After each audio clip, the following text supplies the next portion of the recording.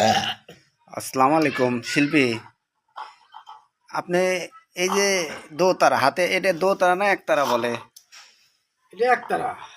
আর এই যে আপনার ওই যে ওইটা, এই ওইটা যে কি ওইটা? এটা এটা এইটা? হ্যাঁ, ওরে বাপ রে বাপ, এটা ঢোল। ঢোল ঢোল ঢোল। তো দর্শক মণ্ডলী, আসসালামু আলাইকুম। আমাদের কুষ্টিয়া থেকে জনপ্রিয় শিল্পী আমাদের পাবনাতে আগতম হয়েছে। তো আপনি কি একটি গান আমাদের শোনাবেন? দর্শক শুনবে, হ্যাঁ? সৌরমণ্ডলের হাতে কত গান গাইছি। ও, তাই? আপনি আসলে এই শফিমন্ডল স্যারের শিষ্য মনে হয়। শিষ্য। আহ, দেখা হয়েছে কি আপনার সঙ্গে?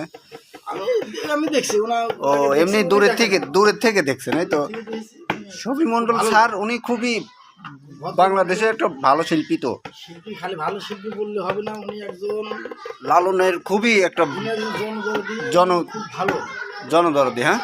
মানুষটাই ভালো। হ্যাঁ, তো যাই হোক, আপনি কি একটা গান আমাদের শোনাবেন? লালনের গীতের গান তো আমি হালকা পাতলা জানি। যেটুকু বলেন একটু একটু বলেন দেখি একটা গান। যদি তরিতে বাসনা থাকে, আহা, বলেন।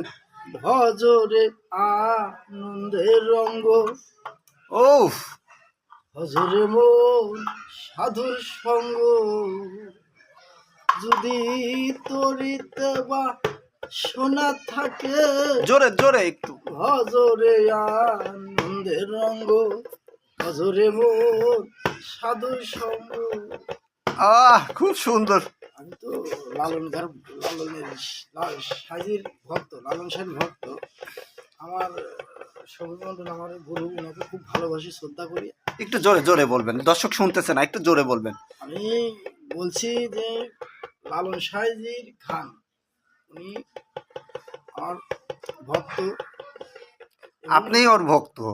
না না, আপনিই উনার ভক্ত, তাই বলেন? ভুল বলেন কেন? লালন সাহিজির গান খুব ভালো লাগে। আচ্ছা, আপনি এবং কি আজকে উনি এমনই একজন লোক যার তুলনা হয় না। তার কথা কিছু কি বলবো। আপনি কি এইগুলা এই লালনের মেলা থেকে কিনছেন নাকি? এই যে ঢোল দেখা না যাচ্ছে, এই না, যে আমি একতারা? একজন শিল্পী বিধায় আমাকে এইগুলা ওই লালন সাহেব ওখান থেকে আমাকে ও, গিফট করে। গিফট করছে? বাহ শিল্পী বাহ বাহ বাহ শিল্পীর বাহ, কারণে। বুঝতে পারছি। তাহলে তো আপনি খুব খুবই খুবই একটা খুব ভালো মারাত্মক শিল্পী শিল্পী। উনি, যে দেহ না এই কি, এই যে একতারা উনি কি দেহ না। ও, আসলেও তো। জয়ের কথা, এই যে ঢোল, এই যে ঢোল, তাই তো। এই ঢোল এগুলি সবারই দেয় পাগল, না না না না, সবারই এগুলো দেব। আসলে। লালন সাজি কুষ্টা লালন সাজি খুব। আচ্ছা, আমি আপনাকে একটা কথা বলবো। আপনি কুষ্টিয়ার থেকে কখন আসছেন? বাবারে, আমি তো এখন তো আর ই নাই, এই লালন তো উনি